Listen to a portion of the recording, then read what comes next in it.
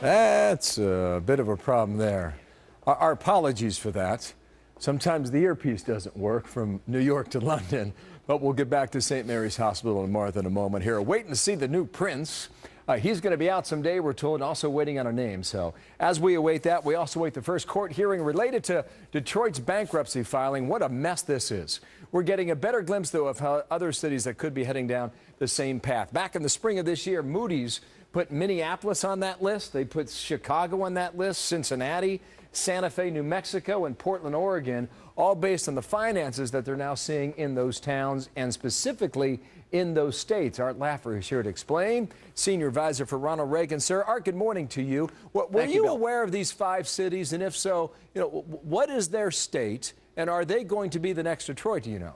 Yeah, I've been aware of a lot of cities in this, and those 5 are 5 of the bad ones. But let me tell you, there are 3 ways that these cities have problems. Number 1, we have the worst single recovery in the U.S. history, and that puts every state and every city under pressure. Then you've got the states like Minnesota with Mark Dayton as the governor that's just raised taxes dramatically, and that just doubles down on the damage done to Minneapolis as well. Ohio has been a disaster case for years and years and years. John Kasich is trying to do a good job there, but he's fighting strong headwinds in the state.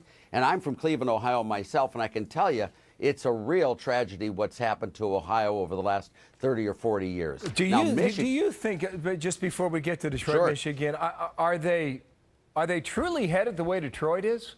Yes, they are. They clearly are. I mean, when you have 1,400 separate income taxes in Ohio, 1,400, every city, county, each one has a separate income tax added on to the state income tax, added on to the federal income tax, and you wonder why people aren't working. Bill, you can't tax an economy into prosperity.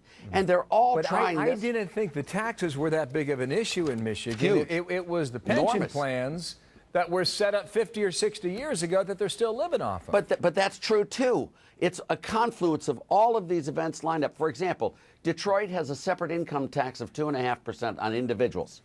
It also has a separate corporate tax in Detroit itself. Now, does that explain why people move to the suburbs? Then you have Michigan has a separate corporate tax and a separate income tax. It's one of the most unionized states in the nation. They have about the poorest provision of public services, and yet those public employees have about the highest pay as well.